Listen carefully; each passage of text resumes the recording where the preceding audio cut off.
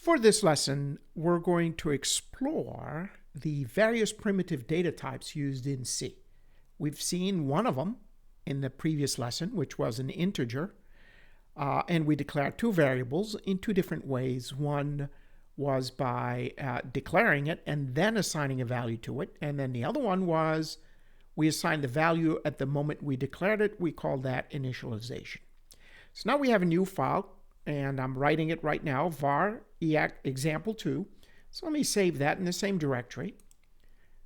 And what I also did in this file is I actually wrote the comment block. This is called a comment block, where instead of writing comment line for line, this allows me to write several lines within the same or encapsulated within the same symbols that you're seeing here. Slash star, star slash, so you only need these two. Now, this is a good place to put some comments, some documentation as to what your source code is supposed to do. So in our case, it's a lesson, so we write down the lesson objective is to explore the various primitive data types used in C.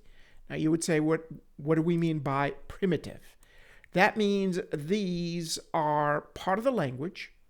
They're not user-defined, so they're not special. That you didn't create them yourself as the programmer. And so they're inherently within the language itself. Okay, so what does C allow us to have? Well, we've seen an integer, right? So what about, and I mentioned something about float numbers. Well, then if you need a decimal point, you need some precision in your numbers, or you need to express your numbers with a decimal point, right? No commas. So what's going to happen is you're going to need a float value. How about characters? Then you're going to need a char data type, etc. So let's go ahead and explore all of these. What I'm going to do here is declare variables of different data types. And then what I'm going to do is assign values. So as you can see, I'm strategically positioning some comments. What is it I'm going to do exactly with my code? And in here, I'm going to assign values for the variables. Lastly, I'm going to print the content of the variables.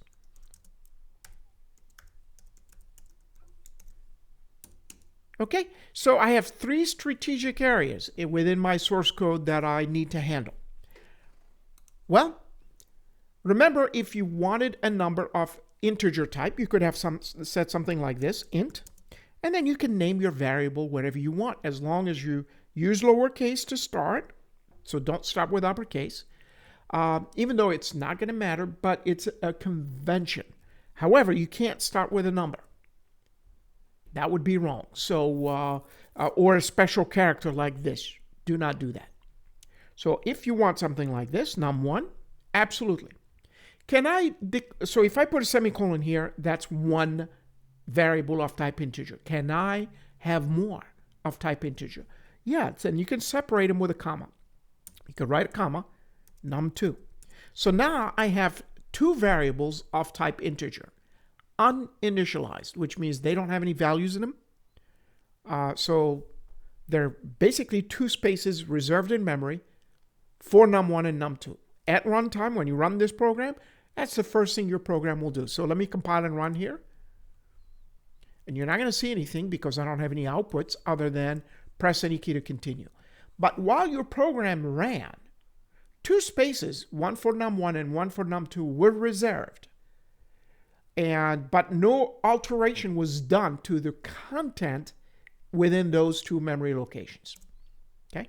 Now, how about a different data type other than integers? Remember float? I mentioned something about float. Yes. So floats will be used for numbers that would have a decimal point, right?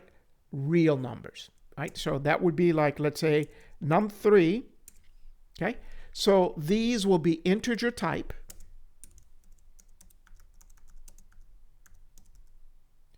And these here will be float type. Can I have more than one float type? Absolutely. And if you want to write them on the same line, just put a comma just like you did with integer.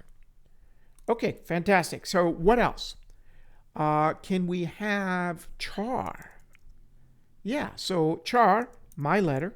And notice you can name your variable something a little more meaningful. What is it you're going to store in there? A letter, right?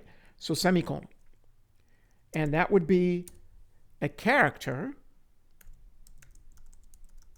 type. Okay? So let's focus on these three. And that what's going to happen is eventually within int, for example, and within float, we have subcategories depending on how many bytes you really need. So sometimes because int only has by itself has 4 bytes, and if you're going to handle really long numbers, large numbers that will require more than 4 bytes, right? 4 times 8 bits, then you're going to need a special category, and that would be like a long int. Okay, well that's for another lesson. Right now, let's just focus on these 3 primitive data types, and then we'll look at the categories like short and long. So how can I use them? How can I assign values to these? Well, right now, we're going to write the values or assign the values in the source code itself. So we're not making this program interactive yet. So something like this, num1 could be equal to 8. Num2 could be equal to -5. And then each one its own line. Num3 will be equal to -7.8. Okay? And how about my letter? And that would be, notice how you give a value, you put a single quote, and then put the character that you want. Let's say uppercase H. That's fine. Then close the quote and then put a semicolon. Okay. Now, every time you finish a block of code like this, it's a good idea to just compile. And the reason I'm compiling, not only I'm turning it into an application, but it's checking for syntax error for me. Right? Good. Now I'm ready to print.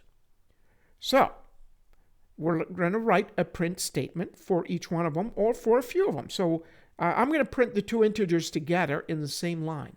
So, printf. And I'm going to write this. Num1 equals %d. And I'm going to put a comma here and a space. Num2 equals. So you can format the output. And notice I have 2 placeholders, %d and %d, which means, and I'm going to put a /n. Remember that one from the previous video? Fantastic. So now I'm going to put num1, comma, num2. Notice the number of arguments has increased based on what is it I'm handling. I'm handling num1, that's going to go right here. And I'm going to handle num2, that's going to go to the second placeholder right here. Okay? And now let's go ahead and do the float one. Now notice with integers you do %d. Now let's see how we handle float. Printf. And then we're going to do the same thing. Num3. Okay? %f allows you to print a float. Let me put a /n since we're only printing one value there. And that would be num3. Okay? How about the letter? Sure. So we could do printf. And then my letter equals, now watch what I'm doing here, %c, /n. Give me a new line. %c is for a character. /n is an escape character that allows me to get a new line. And my letter. Okay, now let's see what results we get out of this. Compile and run. And here they are.